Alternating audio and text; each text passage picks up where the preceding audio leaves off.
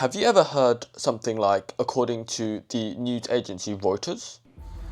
We will not stop until the last drug lord, the last financier have surrendered or put behind bars.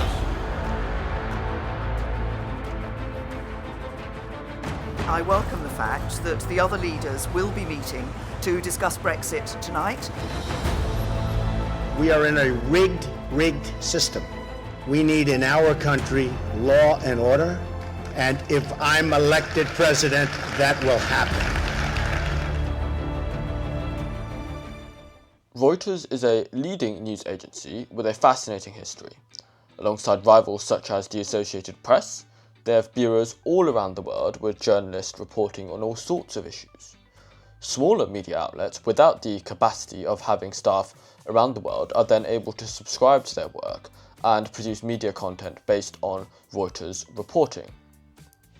However, you'll be surprised to know that Thomson Reuters, the parent company of Reuters, since a 2008 merger, derives only single-digit revenue from news reporting.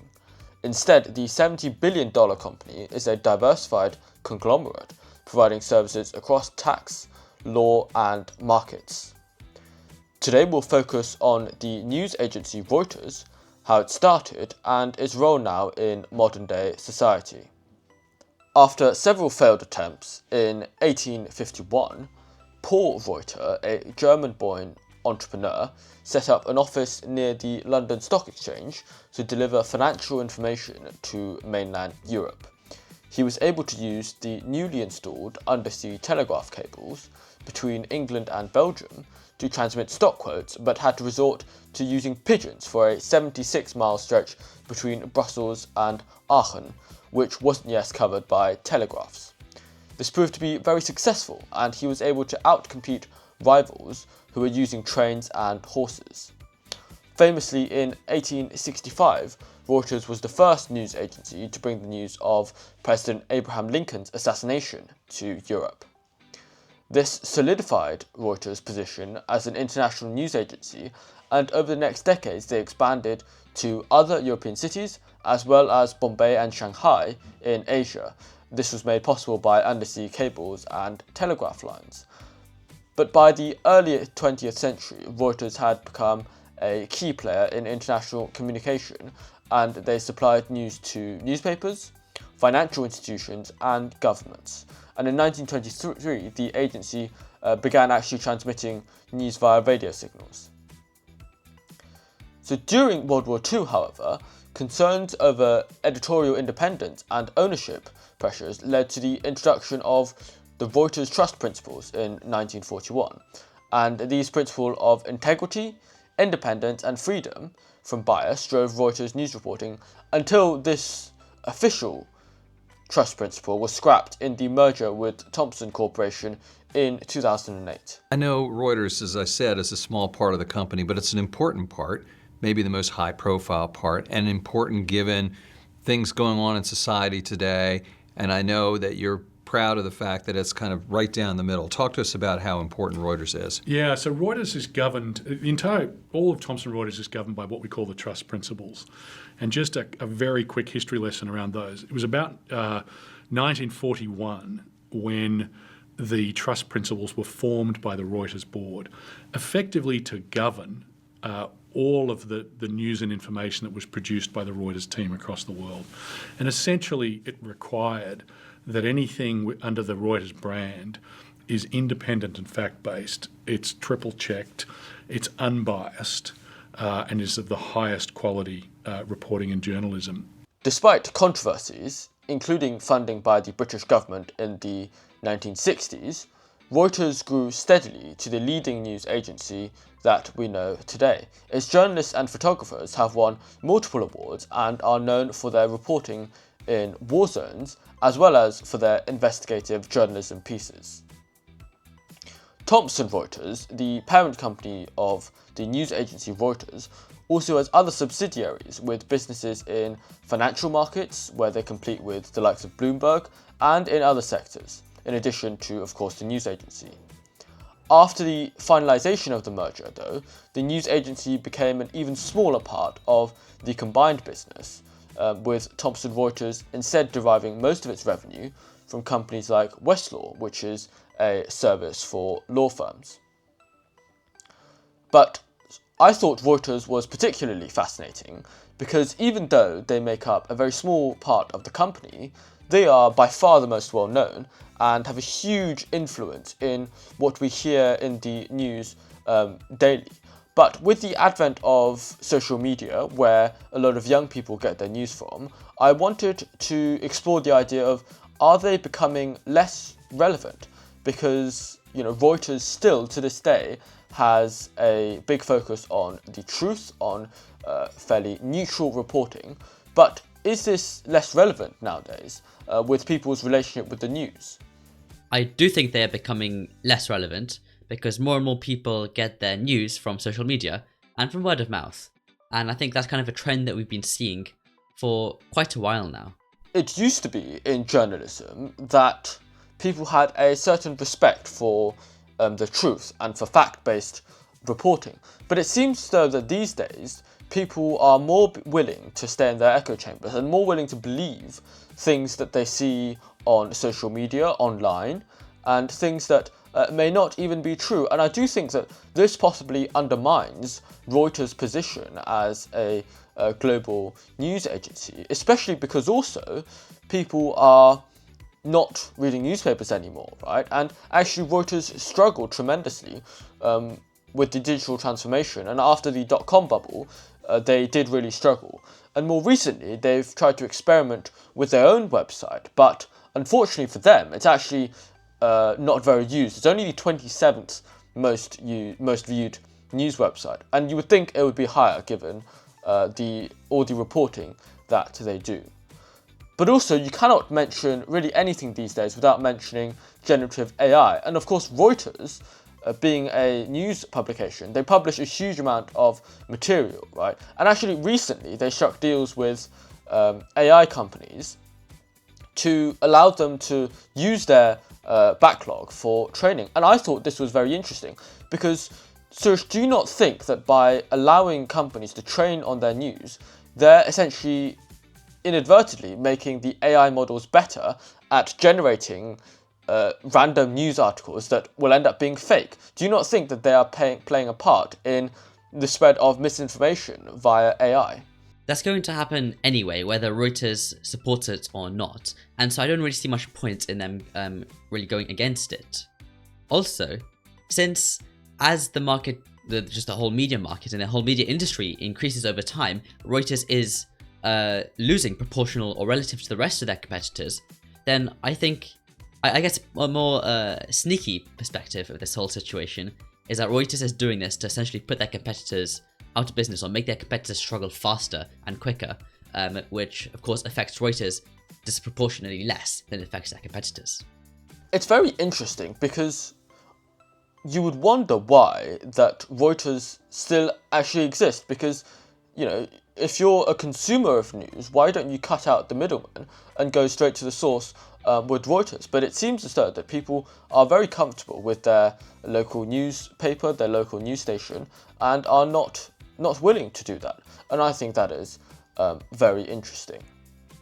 But finally, I wanted to explore the idea of trust, because through their long history, over 150 years of reporting the news, they broke several major news stories, and they broke, I believe, just recently some things to do with Elon Musk last year and his relationships with people and him as a person.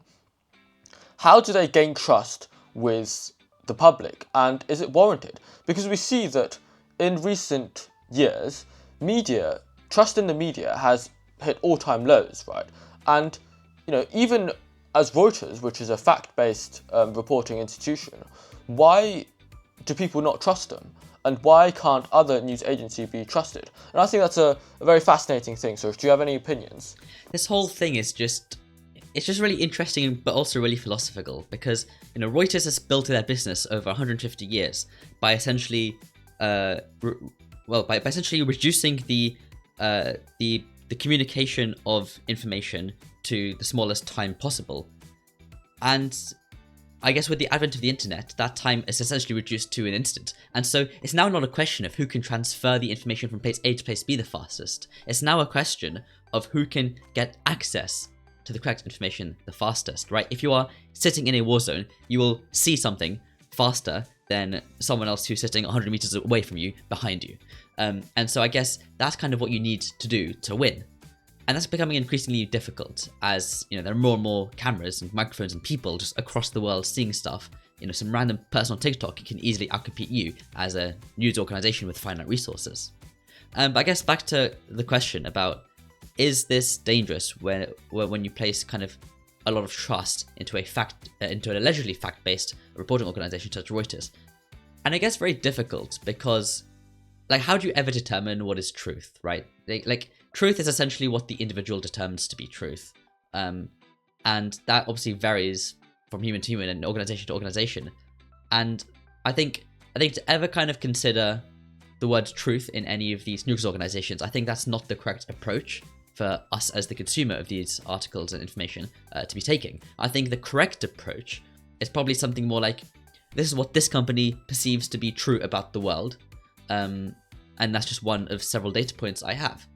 And I kind of have to look at the others and determine, firstly, does it actually matter in my life? And secondly, if it does having this perspective become helpful in my life versus having a different perspective?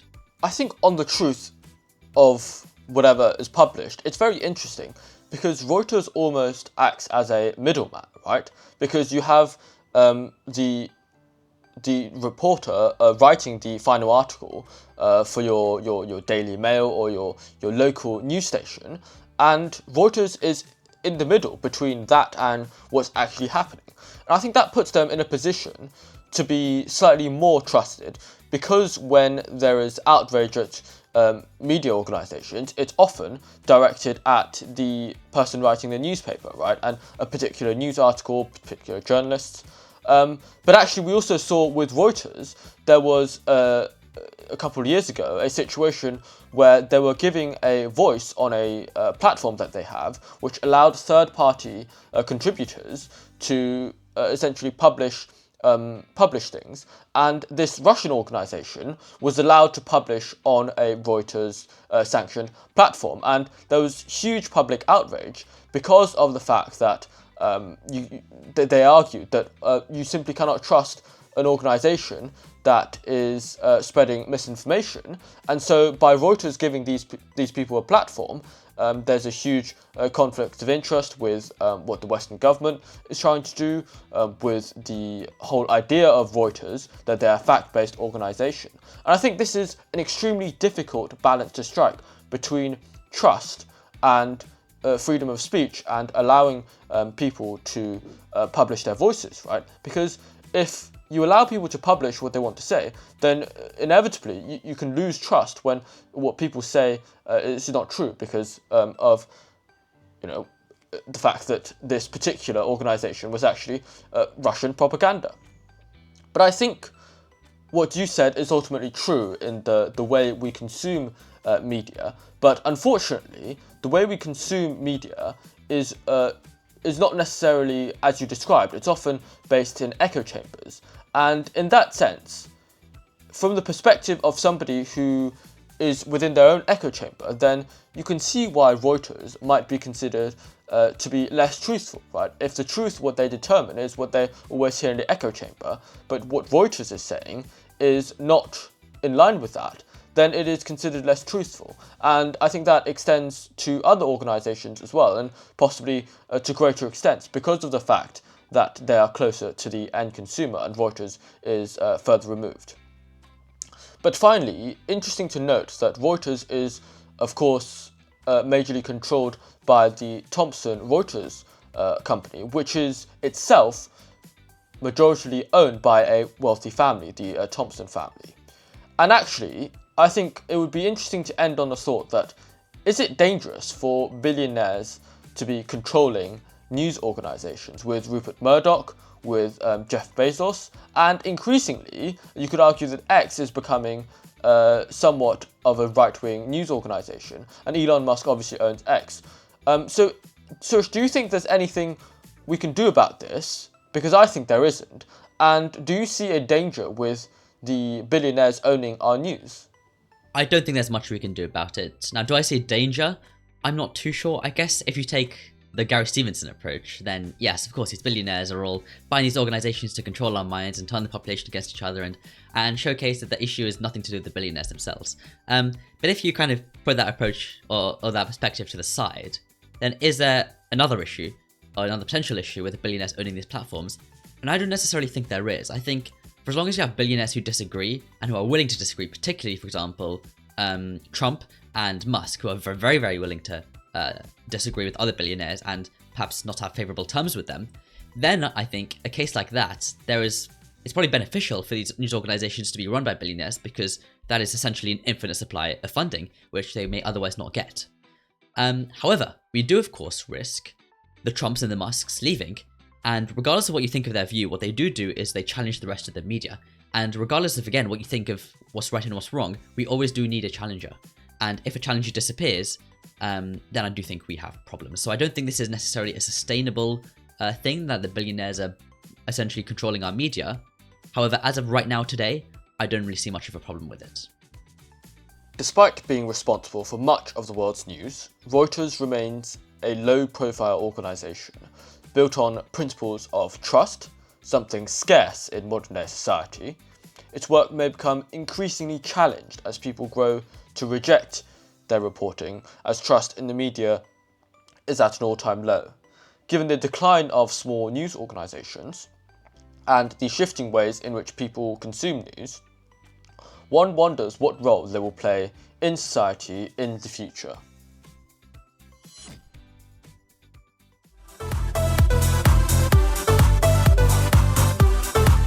Thank you for listening. If you've enjoyed this story, smash those like and subscribe buttons. The full episode can be found in the description, alongside our weekly newsletter and the sources that we used. Bye.